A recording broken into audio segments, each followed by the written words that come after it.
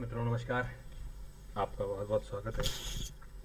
और मित्रों, आज दिन भर India, east India company, PFI और हिंद और इंडियन मुजाहिदीन, इसकी चर्चा होती रही। जैसा आप जानते हैं कि पिछले 4 दिनों से, जब से पार्लियामेंट का मानसून सेशन शुरू हुआ है, तब से काम नहीं हो रहा है। अपोजिशन किसी न किसी बहाने पिछले 2-3 सत्रों से काम नहीं करने दे रही है। और इस बार उन्होंने मणिपुर का राग पकड़ा हुआ है, और जबकि मणिपुर पर सरकार चर्चा कराने के लिए तैयार है।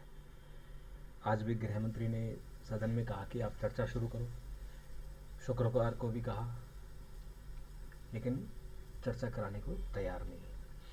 अब इसमें जो कांग्रेस ने जो एक विपक्ष की एकता के लिए एक नया संगठन बनाया है, INDIA इंडिया, उसको लेकर प्रधानमंत्री ने आज एक ज़बरदस्त कमेंट किया। प्रधानमंत्री ने कहा कि ये east India company, international Congress, PFI और मुजाहिदीन, जो इंडियन मुजाहिदीन है, ये सब एक ही जैसे हैं। इनके नाम के आगे इंडिया है, लेकिन इनके कर्म कुछ और है। और उन्होंने ये भी कहा कि जो इंटरनेशनल कांग्रेस है, उसकी स्थापना एक अंग्रेज़ ने की थी, A.O. ह्यूम ने। और जो ईस्ट इंडिया कंपनी है, उसके नाम के आगे भी इंडिया था, लेकिन वो हिंदुस्तान को लूट के गया। और पीएफआई जो पीपल्स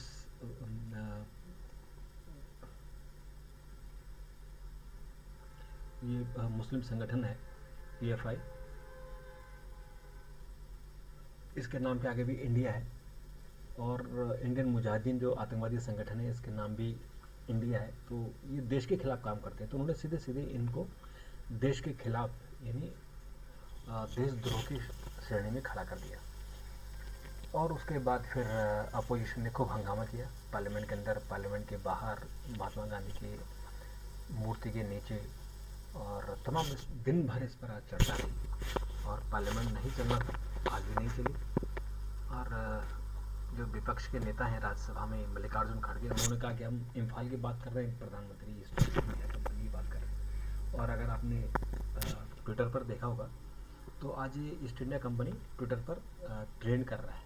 मोदी भी ट्रेंड कर रहे हैं, वो करते हैं अक्सर, लेकिन ये ईस्ट इंडिया कंपनी वाला ट्विटर ये ट्रेंड कर रहा है। तो मित्रों, ये आज दिन भर इसी पर हंगामा रहा। और उसके अलावा संजय सिंह की कल जो निलंबन हुआ था, आज फिर इन लोगों ने, खासकर टीएमसी ने और आम आदमी पार्टी ने इशू उठाया था, तो उनको परमिशन नहीं दी गई।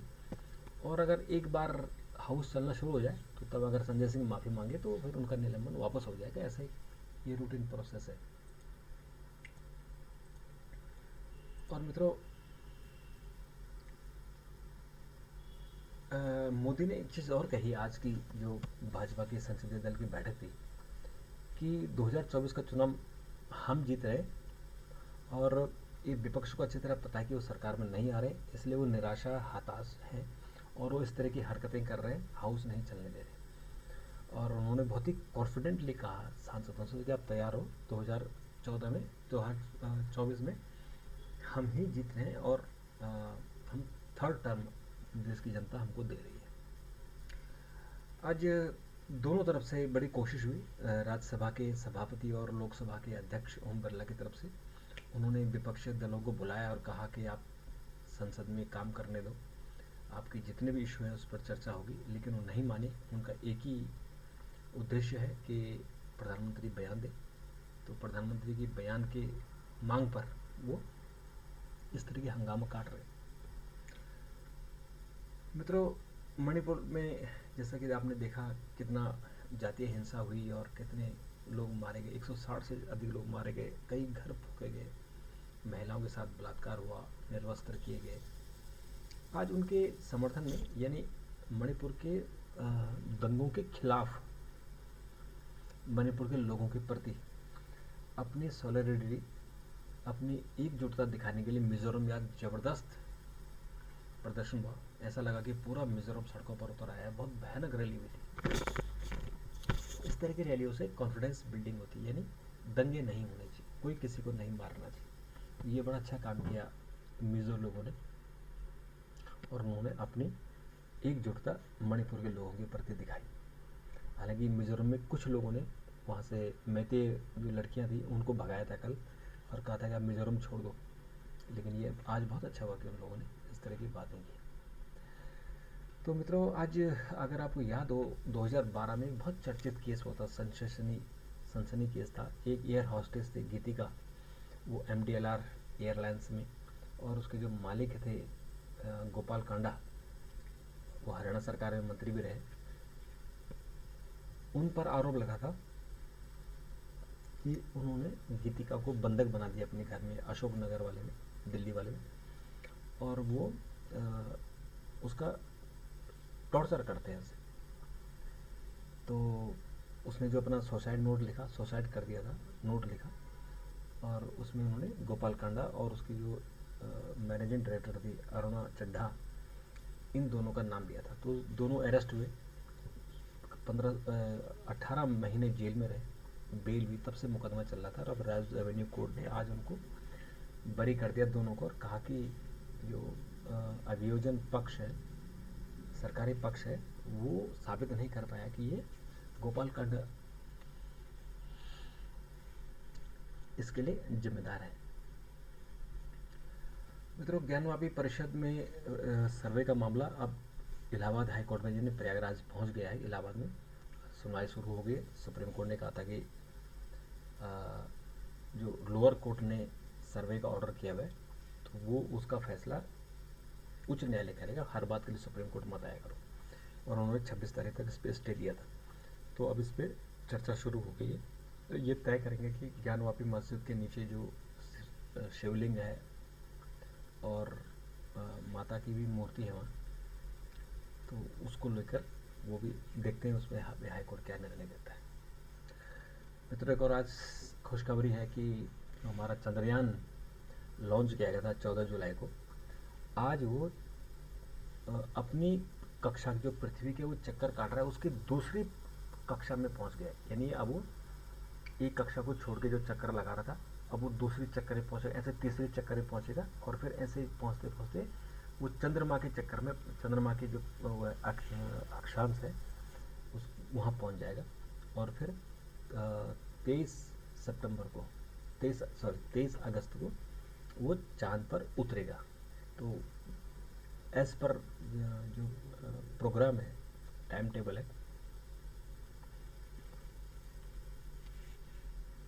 वो बिल्कुल उसी के हिसाब से चल रहा है। तो ईश्वर करे ये सफल हो और हम सबके लिए, सबको गर्व करने का मौका मिले। मणिपुर में ब्रॉडबैंड और इंटरनेट से आंशिक प्रतिबंध हटा दिया है, क्योंकि वहाँ बड़ा मिसयूज़ हो रहा था और दंगे थे। तो आज मामूली तौर पे हटा दिया गया, थोड़ा शांति की ऐसे उम्मीद जगी। मित्रों, जो आपको याद है कि नोएडा में पाकिस्तानी लड़की आई हुई है, सीमा हैदर, और उसने यहाँ जो यहाँ लोकल लड़का है सचिन, उससे शादी करने की, उन्होंने नेपाल में शादी कर ली है। और ऐसा ही एक किस्सा जयपुर से एक लड़की अंजू पाकिस्तान चली गई थी, और पाकिस्तान जो खैबर पख्तूनख्वा स्टेट है, वहाँ वो जाकर और गई थी, और आज उसने अपने जो पाकिस्तानी दोस्त हैं उससे शादी कर ली। और ये शादी पाकिस्तान के जो पख्तूनख्वा प्रांत के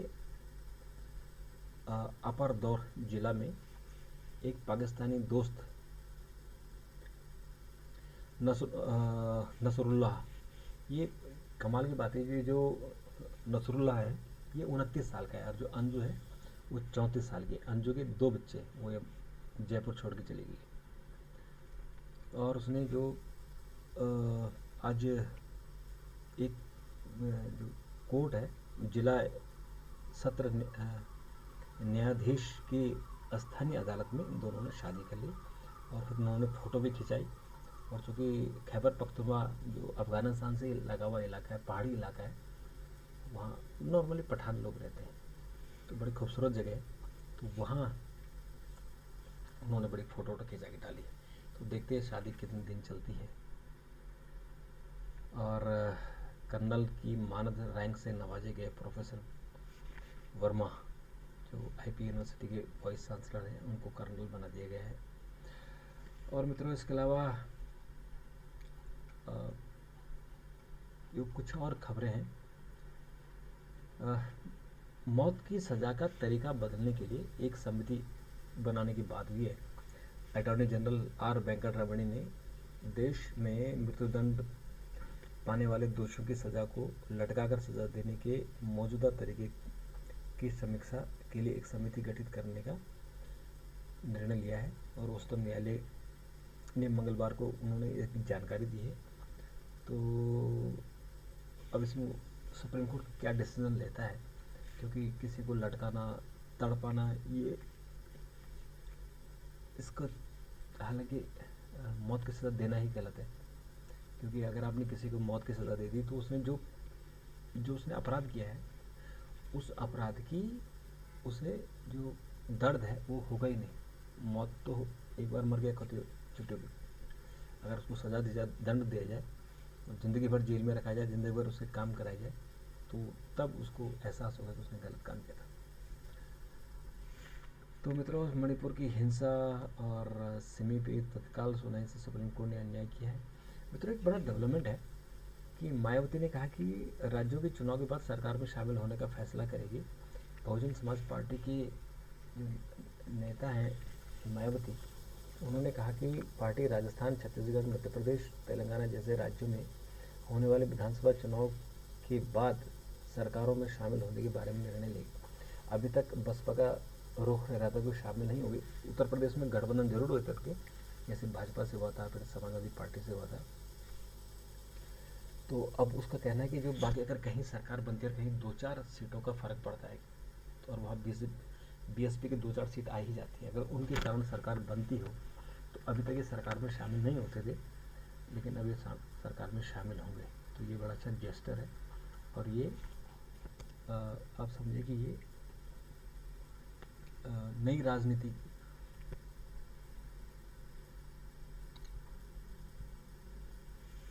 मित्रों, अमेरिका में गर्मी से झुलसे मरीजों की संख्या में बढ़ोतरी होगी। अमेरिका में इस समय गर्मी पड़ रही है, बड़ा कमाल की बात है। ऐसे यूरोप में भी इस बार बहुत गर्मी पड़ी थी, 20 डिग्री टेम्परेचर को लोग बहुत गर्मी मानते हैं। हमारे देश में 46 डिग्री भी गर्मी की श्रेणी में नहीं आता है। हम मानते कि ठीक है, इतनी गर्मी तो होगी होगी।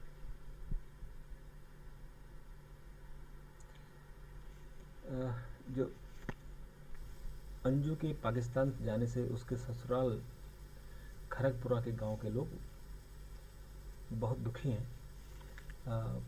ये जो लड़की है ये बलिया गांव की है, जिसकी जो शादी हुई है वो बलिया में हुई है, और उसके जो गांव के लोग हैं खरगपुरा, वहाँ के लोग बहुत परेशान हैं। स्वाभाविक सी बात है, एक लड़की का इस तरह से चले जाना, एक इतनी बड़ी हिम्मत दिखाना, और दोनों जगह लड़कियों ने हिम्मत दिखाई। पाकिस्तान की लड़की भी भारत आई, वो भी पबजी पर दोस्ती हुई थी, जिसने फेसबुक पर दोस्ती की थी, और ये पाकिस्तान चली गई, वो पाकिस्तान से हिंदुस्तान आ गई। कमाल की बात है।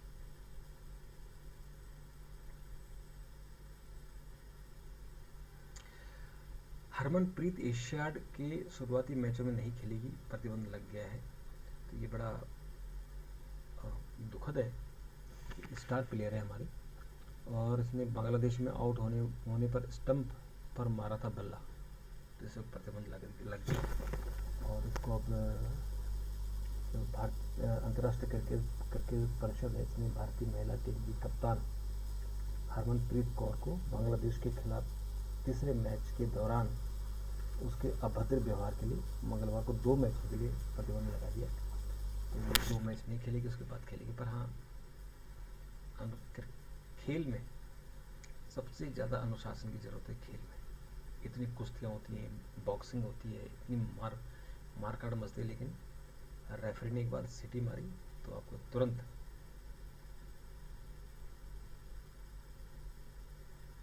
मित्रों जल्दी ही ग्राहकों को इंडिया साइज़ वाले परिधान मिलेंगे। अभी जो साइज़ हम पहनते हैं वो यूएस और यूके पहनते हैं। बताया, हिंदुस्तान में यूएस और यूके कपड़े पहनने का जा रहा है। इस तरफ सरकार का ध्यान गया है, और अब इंडिया साइज़ होगा। जैसे यूके साइज़, यूएस साइज़ है, ऐसे ही इंडियन साइज़ भी होगा।